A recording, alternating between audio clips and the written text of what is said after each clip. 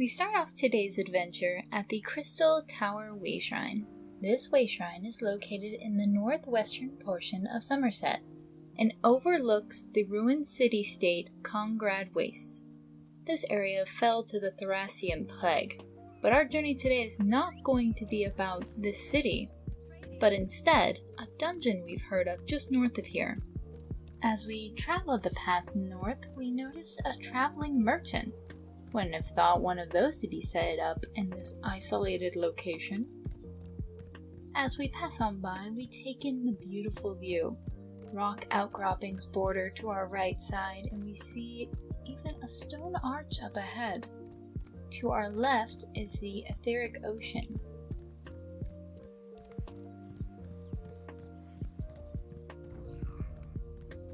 As we pass through the arch, we notice a disturbance in the smooth outcropping, revealing a dimly lit opening. This must be the dungeon that we're looking for. After swatting away a rather persistent bug, we turn back around towards the entrance of the dungeon to see we aren't alone. We approach this man who appears to be a Khajiit. 1,000 curses on your mother. He greets us by swearing out loud about curses upon Maja. We talk to him to inquire further about what exactly he's doing here. Oh, noble stranger, would you help Renzir? Karnwasten has been captured by Maja, this one's former first mate. She betrayed Renzir and turned his crew against him. There is no hope left. Save your kindness. He introduces himself as Renzir. Talk about a bad day. He has a full-blown mutiny on his hands. We inquire further about how we can help him. This one has 3 trade shipments scattered across the port and caches. Recover them, and he can start a new life. Maja must also be disposed of, for she will not rest until Renzir is hunted down. Well, that seems simple enough. We need to go retrieve 3 caches and kill his mutinous first mate. Is there anything else? Renzir's most precious treasure is his wife, sweet Nubani. Last he saw, she was near our ship. This one suspects she has cleverly hidden herself, but will need help to escape. Do all this, and Renzir will make sure you are rewarded. Jeez, Renzir! Don't you think you should have led with the part about your wife needing help? I mean, she does sound pretty self-sufficient, but still. We need to retrieve the caches, kill Maja, and find Nubani. This seems still simple enough, so let's help him. This one should have been more suspicious of Maja from the start. Her skill as a first mate blinded him to her greed. Now Renzir only wishes to retire and live peacefully with his Nubani. At least it sounds like he's learned his lesson and gotten away from this dangerous individual. Before we delve further into this cave, let's learn a bit more about it. Ask, why was he even using this place as a port to start with? It appears to be pretty far away from an active town. The High Elves do not like to see lesser ships such as this one's humble junker docked at their ports. Therefore, many foreign ships are directed to hidden waterways to deliver their goods. Such a lack of respect for us newcomers, yes? You know, with our limited experience overhearing how newcomers are treated in Alinor, I would believe they would tell this merchant to do this. That explains his location, but not why his shipment was hidden away throughout this cave, so we inquire for more details. Maormer raids are a constant threat on Somerset's coast, and the Altmer Navy is, shall we say, slow to respond to attacks on foreign ships. Renzir must take all precautions for such attacks. None know of these caches but himself and Nubani. Again, the fault of the Altmer management of foreigners. This poor guy can't catch a break. It was smart of him to think ahead to protect his goods. One last thing, Renzir. Can you tell us a little bit more about Nubani? Is there anything we should know to make finding her easier? It pains this one to speak of his precious wife when she is in such danger. You'll know her by her clever tongue and beautiful sparkling eyes. She warned Renzir many times not to trust Maja. If only he had listened to her wisdom. Well, it certainly sounds like his wife has her head squarely on her shoulders. I'm positive we'll find her safe and sound, if she's as competent as Renzir makes her out to be. She saw Maja for the traitor she turned out to be. Maybe Renzir can shed some more light on this mutiny. It all started when we ported in Karnwasten only a few days ago. Maja began to disappear deep within the caves, became irritable, angry. Then suddenly, she announced herself captain, attacked all who opposed, including Renzir. That sounds like a sudden shift. Or maybe there was someone they met deeper in the caves? Premeditated or not, she still instigated this insurrection. But why now? That Renzir does not know. Perhaps she found an ally, someone powerful enough to scare the crew into obeying her command. But there's more than sailors in those caves now. As Renzir ran, he saw strange fighters. So Renzir thought the same thing as us. She must have allied herself to someone or something. But what is this about strange fighters? Renzir, can you give us any more details? Undead, perhaps. But Maja is no necromancer, nor any of Renzir's crew. However, if she did find an ally, perhaps they have such power. Evil forces lie within Karnwasten, Walker. Best to be cautious. Wait. Necromancy? But Renzir doesn't know who has that power. Maybe his crew wasn't telling him quite everything. Or there might be some other source for this necromancy. We'll just have to investigate the cave along the way to try to find out what we can. We once again summon the expertise of our delve enthusiast ally Miri to help us during our adventure. With Miri now at our side, we're ready to tackle this mystery of Karnwasten, retrieve some supplies, take down a mutinous first mate, and help save his wife. Sounds like we had lots to do, so let's head on in. We are greeted with a tight corridor lined with vines and various foliage, and we hear rushing water as we descend. The short hallway opens up into a breathtaking view. Before us is an opening that has multiple waterfalls draining down into a lower pit with water pooling in it. Stretching across this pit is a structurally sound rope bridge. This cavern must be well used. Not until we look across this bridge that we note the Night Runner enemies. The Night Runners are a band of Red Guard bounty hunters found here in Somerset. They're typically associated with smuggling along with other illegal activities. Won't be a problem then if we clear them out.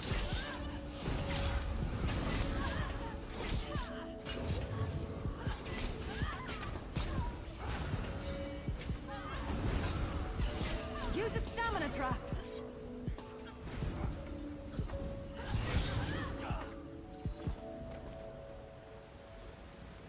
After knocking down these scumbags, we find a book nearby titled Somerset Isles, a visitor's guide.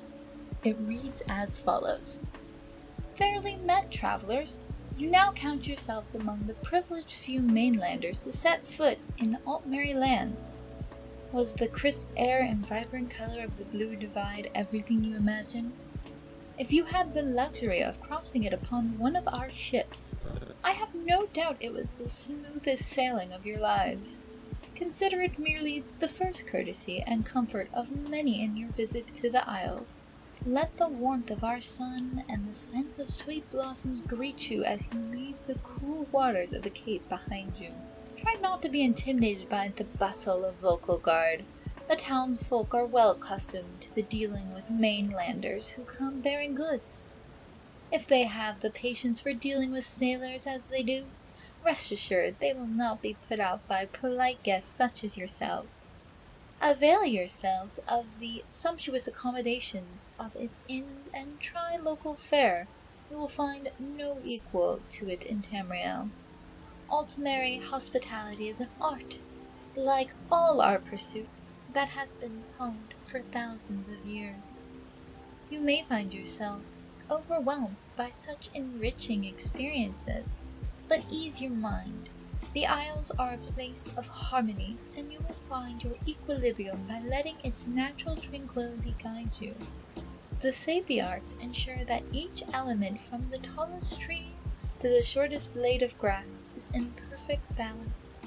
It would be best not to wander too far and disrupt the usual serenity, but if you head north from Vokelgard, you find the South Beacon Lighthouse, a charming structure that guides our Royal Navy safely through the night. The cliff that it is built upon provides a lovely view of the holy Isle of Somerset. On a particularly clear day, you can see the town of Shimmerine busily ferrying goods and citizens to and from Oradon. You may be tempted to ascend the lighthouse for a better view, but please refrain from disturbing the attendants. Allow me to speak for all Altmar when I say that we hope that partaking in our culture has been an elucidating experience. I hope your time in Vogelbard provides you memories that last a lifetime. Don't forget, any stay longer than 5 days must be approved by the authorities, or you may find your visit cut short. Safe travels back to Tamriel.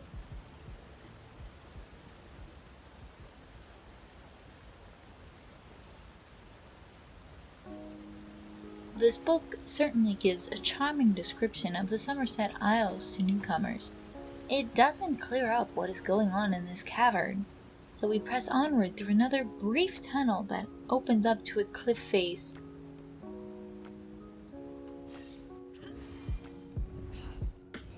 We note the presence of more night runners, so we engage, and they fight back.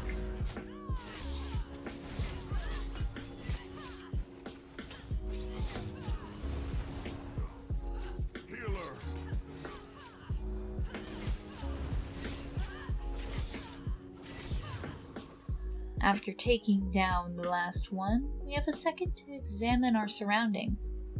We briefly note a natural path leading back into the caves behind us, and a man-made wooden pathway in front of us leading down into the cove. After a brief glance at our map, we see we have objectives leading in both directions, and I think further down into this dungeon, we'll investigate the cove first. As we fight our way down, making sure not to fall off this rickety-looking scaffolding, we take in the giant coral formations that dot the cove, and also note a couple of ships both successfully and unsuccessfully docked here. Wonder how many different crews are here. Maybe I should have joined the buoyant hommages.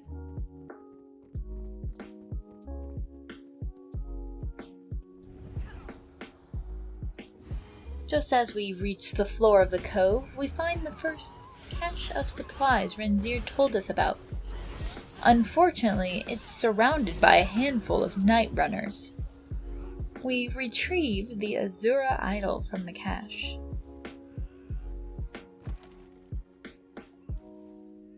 We take a moment to examine the various ships docked here on the shore. This still intact one appears to be too small to have been the one Renzir was captain of. I hope his wasn't the one sunken further out. Either way, his wife isn't here, so we press on to see Tendirion up ahead and looking for a fight, so we give him one. Along with the help of a few other adventurers, we make quick work of him. I think I'm getting good at this. Oh, I probably shouldn't be proud of that. Nah, Miri. You can be okay with it. These guys are scumbags anyway. We duck around this rock formation to see if Nubani might have concealed herself back here. We don't find any trace of her, so we press on. Our map shows what appears to be another cache of supplies back up in the cavern we saw earlier. So I guess we gotta do a little bit of backtracking.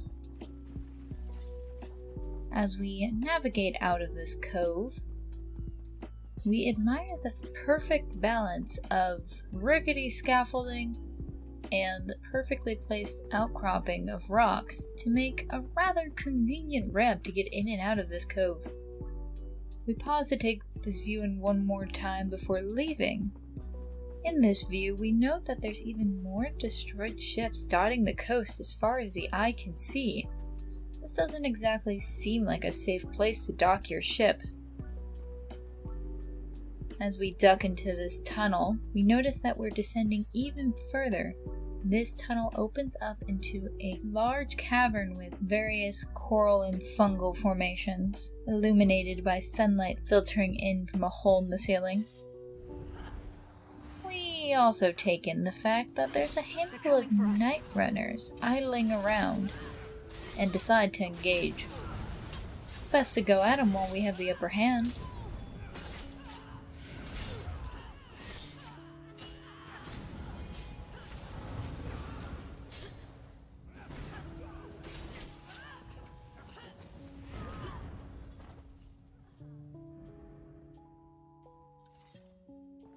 As we're clearing out these grunts, we see wooden cages dotted around the room. What would cages be doing in a place like this? Maybe for the dead salamanders they seem to be examining? Or was it for something potentially more nefarious? We see the indicator for the supply cache on our radar, but we check our map to see that, the supply cache is completely on the other side of the wall. Well, at least we're halfway there. Now to press onward. As we head out of this cavern and back into some more narrow tunnels, we clean up various night runners, blocking our path. Man, there does seem to be a lot of these guys around here. Way more than could have been on Renzir's ship alone. How many different crews are in this area? The tunnel leads us deeper into the cave, with only the occasional torch lighting our path.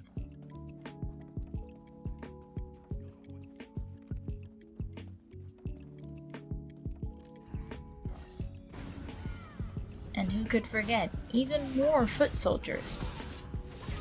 Ranging from raiders to pyromancers, we got some chargers, a wide variety of expertise in the night runners. But Renzir was right about one thing, we haven't seen any necromancers yet. I haven't even seen any undead yet. Maybe Renzir was mistaken with that observation of undead fighters? This tunnel opened up into another, much smaller cavern than the previous one. There appears to be more cages and supplies, but we still haven't found the cache yet.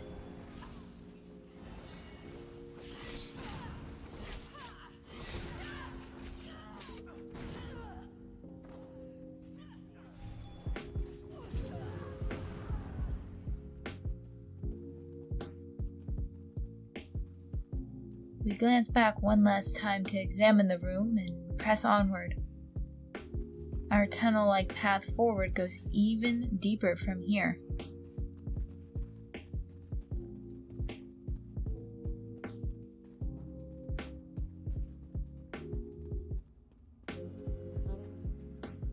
We emerge from the tunnel into another chamber, and right at the center of this one is a giant salamander. Doesn't appear we can get around him without a fight, so we engage. Wildlife here is certainly very spicy. We're gonna have to watch out for these salamanders. But regardless, Miri and I make quick work of Gilrook the Vicious. Now that we don't have this pest tormenting us, we can further explore this cavern. Right on the other side of this chamber, we see the pile of supplies that we came for. Ooh, we also note a book, but first loot. This cache appears to contain a Valen wood perfume. This is a nice luxury item. The book laying near the supply cache is titled The Myth of the Sea Slodes and reads as follows. The sea that surrounds our beloved island provides subsistence and resources, allows for swift transportation, and serves as a boundary between Somerset and the rest of the world. Unfortunately, however, not everything that comes from the sea can be considered beneficial, and there exists many seaborne threats that pose a significant danger to the island. We here at the College of Sapiarchs have deemed the level of danger high enough that we have devoted an entire field of study to help research and formulate countermeasures, hence my appointment at the post of Sapiarch of Aquatic Malevolence. Threats from the sea appear in many different forms, from natural events to enemy kingdom. Nature as a way of letting the island know that even the magical protections provided by the Crystal Tower aren't always enough to stop a destructive storm, crashing waves, or floodwaters from damaging Somerset. As far as enemies are concerned, the Royal Navy keeps the sea lanes as clear as possible and serves as a deterrent to the forces of other alliances. The exception to this remains the various factions of Malmur, the Sea Elves, who fearlessly slip past patrols to raid coastal settlements on a regular basis. Probably the most fearsome potential threat appears in the form of the Slode. Even these vile creatures from southwestern Abetian Sea were much more ambitious in their attempts to conquer Somerset in centuries past. The residents of the coral kingdoms of Thrace continue to plague and raid our holdings to this current day. The amphibious, slug-like beings have an affinity for magic, though they seem to be more drawn to dark magic than anything positive or beneficial. They deal in necromancy, plagues, and other instruments of death and destruction. Recent rumors across the island suggest that a particular type of Slode, the Sea Slode, have returned to trouble Somerset. While they haven't been seen or heard from in centuries, the Sea Slode rule the undersea kingdom of Zulvorkus, located somewhere in the Sea of Pearls. Even the possibility that such creatures have infiltrated the island is cause for concern and utmost diligence. To this end, I have consulted old tombs and ancient volumes contained within our extensive libraries to gather whatever information I can. I'm sorry to say it isn't much. The Sea Slodes are even more reclusive and mysterious than their numerous cousins. What I could uncover indicates that we should not underestimate the threat Sea Slodes pose.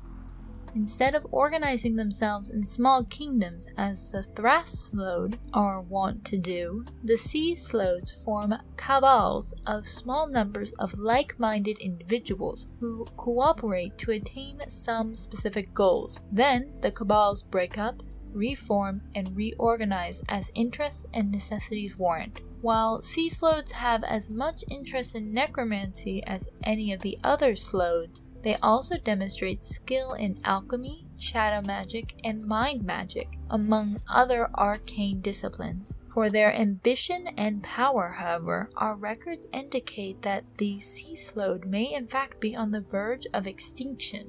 My predecessor, Winnowen, certainly wrote as much in her seminal works, The Villain of Zulvorkus. It was her educated opinion that the Sea Slodes would naturally disappear within a few centuries. Such an event cannot occur soon enough. Until confirmation of Sea Slode activity on Somerset is verified, I suggest we remain vigilant and watch the sea. Besides the Sea Slodes themselves, these arrogant and unfriendly creatures have been known to utilize all kinds of terrible sea monsters. The last thing the island needs in these turbulent times is attacks by creatures from the sea. Hold up, did that book just say Sea Slodes? Well, this simple mutiny has certainly escalated. Was this the deeper portion of the cave Renzir mentioned Maja running off to? If they were trying to brush up on their slowed mythos, this is certainly a secluded enough location. Little is known about sea slodes, but the one thing we do know is their power is immense.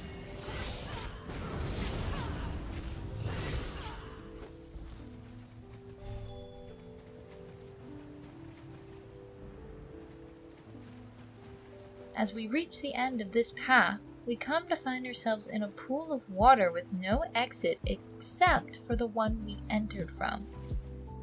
We look up to see this is the pool of water we saw upon entry into the dungeon. Oh my, we certainly have gone pretty far down into this cavern.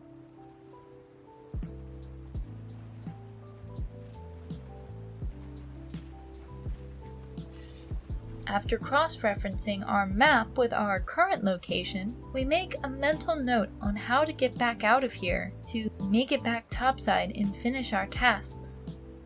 We still have to find one more supply cache, we have to take down Maja, and we need to find Nubani. Well, we better hurry on up. As we're emerging out of this cavern, we engage yet another pack of night runners. I wonder if they know about this potential alliance with the Sea Slode. An alliance with Sea Slode would certainly be a sufficient catalyst to spur Raja to mutiny. One of the few known skills of a Sea Slode is necromancy. As we mentioned earlier, we've yet to see any of these night runners conducting the art of necromancy that Razum-dar mentioned. Maybe that is what these cages are for. Capture prisoners to make them undead?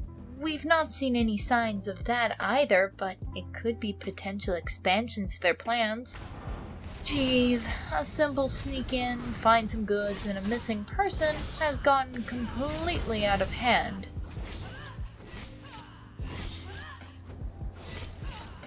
Keep your guard up until you've got your footing.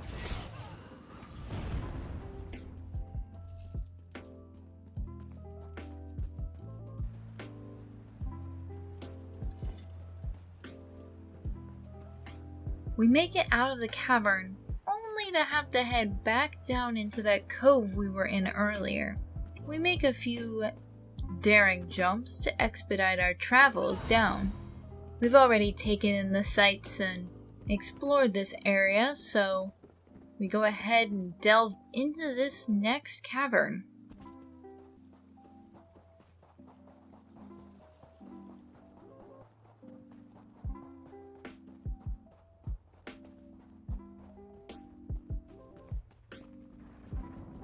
Along the way, we find some fellow adventurers.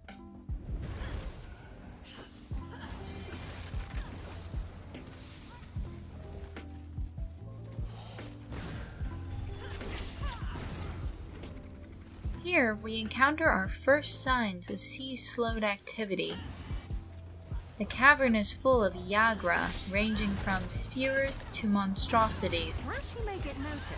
Now we know for sure that there is Sea Slode influence here, seeing as how Yagra are deep sea creatures that are known to serve the Sea Slode. Before blindly following these other adventurers, we double check our map and see that we are heading the right direction. So I guess we'll follow along and offer our assistance. It appears these other adventurers are wanting to help clear out this place too.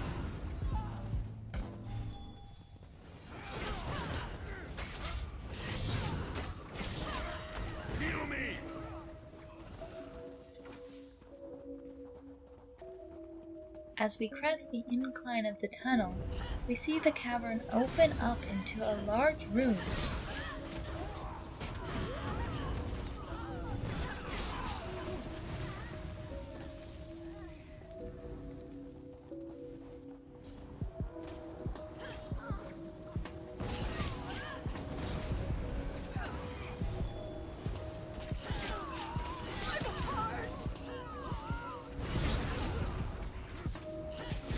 This area appears to have an opening to the ocean. There's also plenty of night runners blocking our path as we then descend into what appears to be a docking area. We see ships both scuttled and safely landed in the harbor. This must be the proper dock where Renzir's ship is. Well, hopefully at least. We still have yet to find Nubani.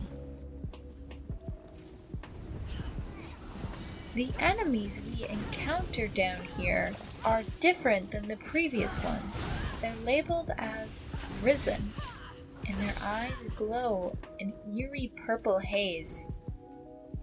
They appear to walk around like the night runners further up in the cave, but we get the sense that something's not quite right with them. But we're gonna just walk on by these guys for now.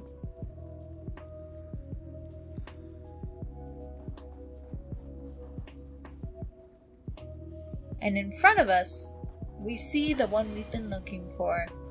Upon a platform is Maja, and we quickly engage.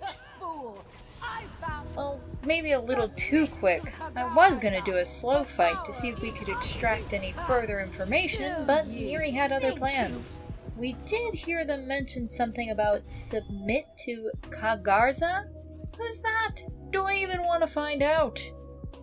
From what she was saying, it sounded like they obtained their power from Kagarza. And from everything else we've deduced from this place, Kagarza's probably a sea slode, the one at the heart of this mutiny. For now, we're not going to dwell on figuring out that mystery. We need to still press on and find the missing cache and Nubani. As we encounter more of these risen, we get a better look at them. Are these the undead Renzir mentioned? Sea slode power must be impressive to create undead soldiers that appear this coordinated and numerous. I didn't even think of them as undead. They don't lumber around like the sloppy necromancer job we usually see. A brief glance at our map indicates one more supply cache just up ahead. And none too soon. I'm getting creeped out by all these purple-eyed enemies. And in our focus to avoid the risen, we accidentally aggravate some salamanders. I still prefer these over the risen. We find our last cache to be surrounded, so without hesitation, we dive into the fray. I'm not sure if this is accurate, but I feel these risen are easier to take down than their night runner counterparts. Maybe I was giving a bit too much credit to this load.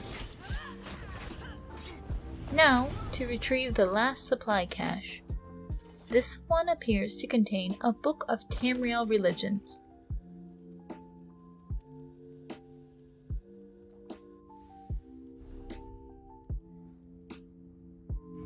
With that, we have retrieved the small wooden Azura idol, a book containing a simple guide to the most well-known religions and ways of worship in Tamriel, and a Valenwood perfume made of oils and herbs native to Valenwood. I fail to find the value in these rather innocuous items. Definitely not worth risking life and limb to retrieve, but it's a little late for that. Renzir was set on getting them back. With that, let's head back to that ship ported at the dock, and hopefully find Nubani and get the heck out of here. Along the way, we have a couple Yagra blocking our way, but these overgrown crabs failed to pose much of a problem for Miri and me.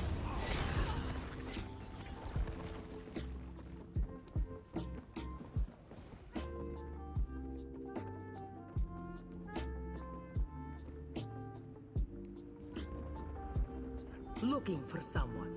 Oh geez, when did she get here? I honestly missed her.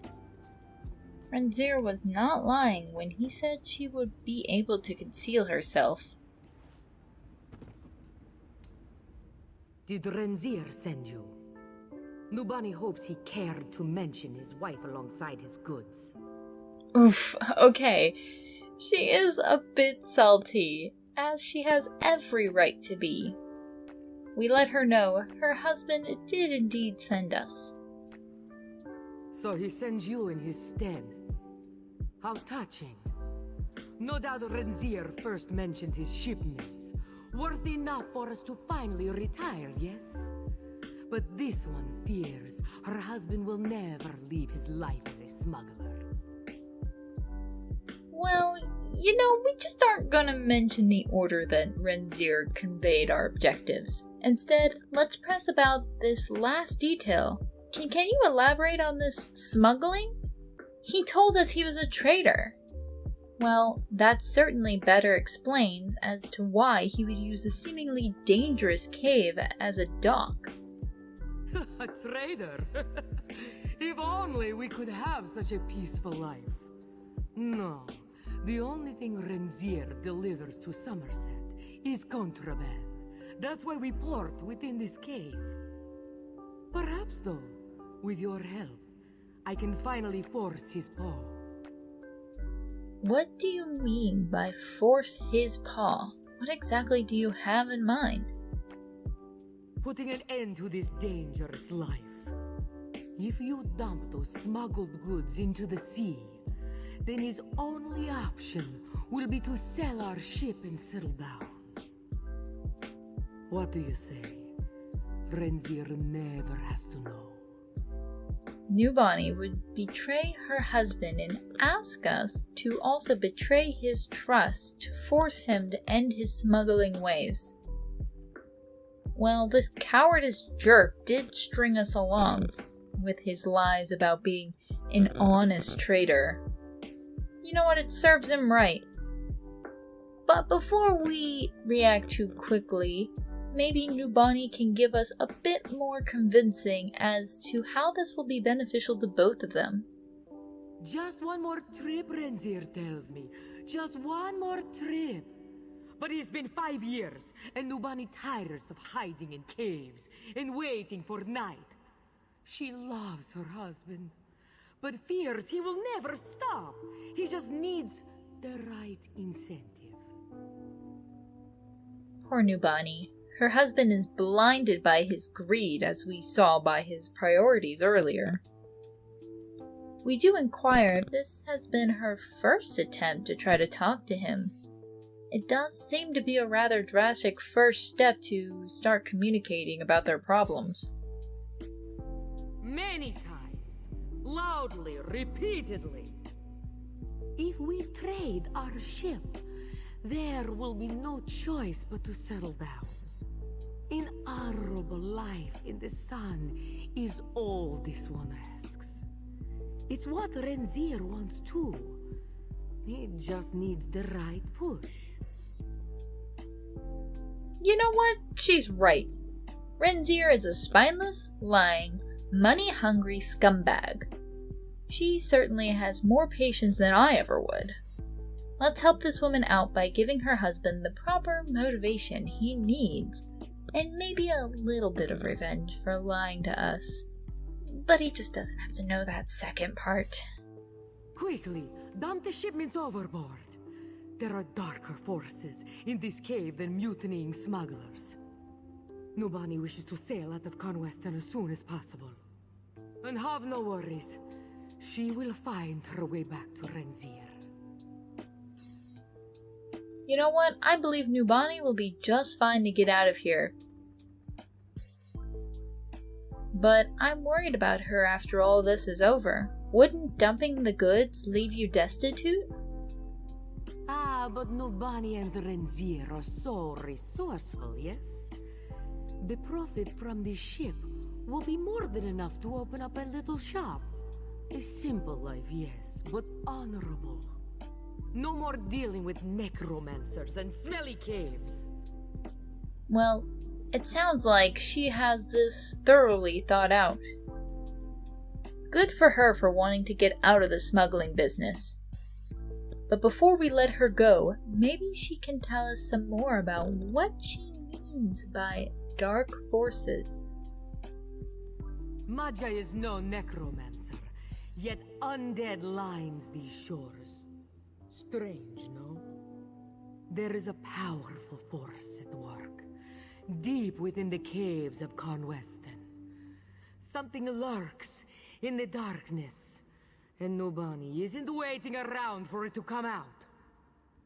Oh my, whatever this is has even Nubani spooked. She seems to be a force to be reckoned with, so I should probably follow her lead and get out of here. With that, we bid Nubani farewell and head off to dump these goods. There appears to be a suitable location not too far away. Wouldn't want them accidentally coming back up to shore.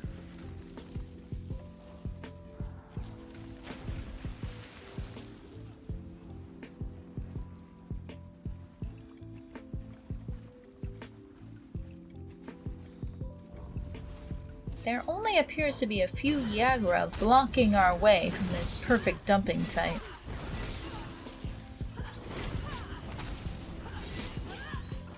These Yagra spewers and Strider are no match for Mary and I. But right before we can reach the end of the dock, we notice a giant Yagra monstrosity named Shamar. We shouldn't leave this creature to cause more trouble. Even though this place is full of smugglers, they could lead for trouble for Nubani to get out of here. So with Miri's help, we take this beast head on. I don't want to hurt you, but now I'm going to.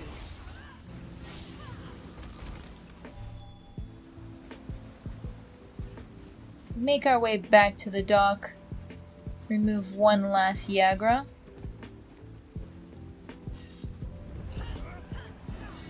And upon closer inspection of this location, we see that these deep waters have a vortex that's perfectly convenient for dumping some items.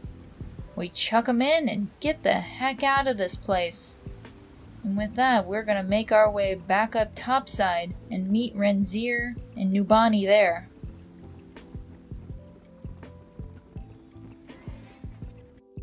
We finally emerge from Karnwasten with more questions than when we entered. But for now, let's update Renzir.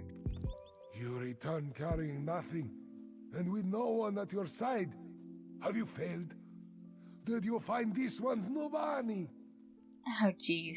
I hope his wife didn't hear that. Again with his erroneous order of concerns. We inform him that we were not unsuccessful. We killed Maja and saved his wife, just as he asked. His items, on the other hand, were lost to the sea.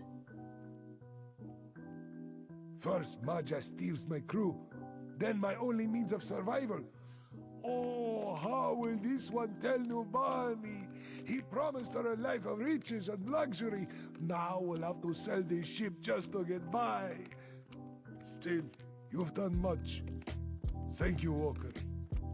Well, he claims to have wanted to please his wife, but our earlier conversation with Nubani herself reveals that she has a much more humble desire. Maybe Renzir needs to do a little more listening to his wife, rather than assuming what she wants.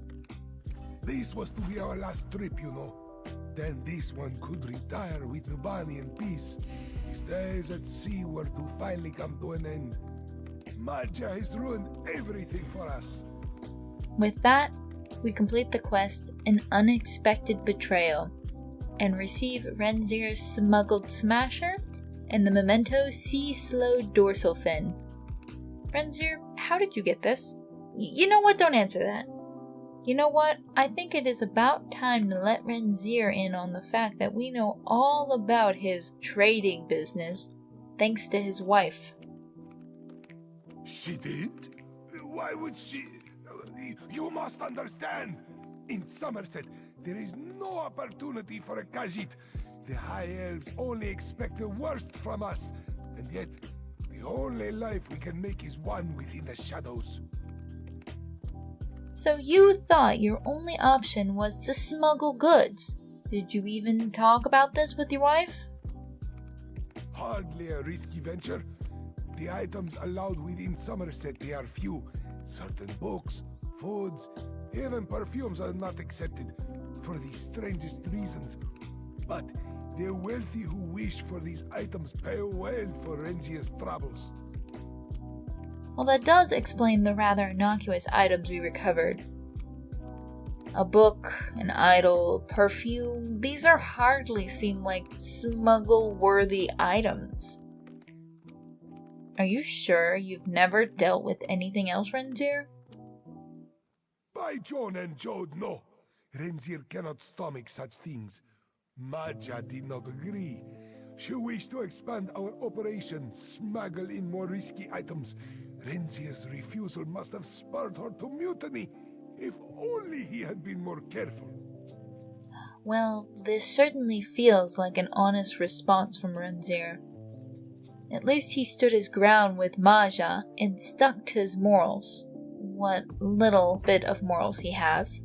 Hindsight's an amazing thing when dealing with people. At least now that he's forced out of the business, he won't have to worry about the temptation of smuggling riskier items anymore.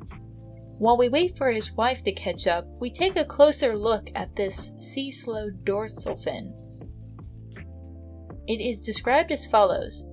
This sea-slowed body part radiates with mind magic and simulates a sea-slowed mind trap without the most debilitating effects. That certainly appears to be an accurate description. Maybe we shouldn't play with this anymore. It might be more potent than we realize. And with that, Nubani comes out. With no help from her coward husband, of course. Oh, do not say such things, especially on such a day when all has been lost. Oh? But we still have the ship. We'll sell it in the nearest harbor, yes? Buy a little shop, just as you promised? Well, yes, of course. Though perhaps we find sailors who wish for work? Razum-dar? Yes, we sell the ship, of course. We start a shop just as you wish. Good. And talk some sense into Razum-dar, who, without hesitation, starts on again about picking back up his old habits. Gah! Nubani was right. He doesn't need a push. He needs thrown overboard. Well, we should probably leave these two to work out their future plans. And hopefully it doesn't involve getting mixed up with anything in that cave. We left today's adventure with even more questions than when we started. Who is this sea-slowed Karnwasten? What do they want? How powerful are they? I feel like we haven't even scratched the surface on the mystery yet. We will have to come back to this location once we have a better idea of what's going on. And with that, we're going to draw today's adventure to a close. What were your thoughts on this place? Would you have thrown out Razum-dar's goods and agreed with his wife? Do you think Maja was of their right mind when they induced this mutiny? What is going to happen to the rest of the inhabitants in this cavern? Do they know who they're allied with? We will be exploring some of these answers, hopefully, in future adventures. Until then, thank you all so much for joining me today. If you want some more Elder Scrolls Online content, make sure to check out my other videos here on YouTube. You can also hang out with me live over on Twitch at Savvy Snapdragon. We explore even more ESO content over there. If you have suggestions on future dungeons, make sure to comment below. If I purposefully use your suggestion, I'll make sure to give you a shout out. If nothing else, thank you all so much for joining me today. I look forward to seeing you again soon. Until then, have a great day.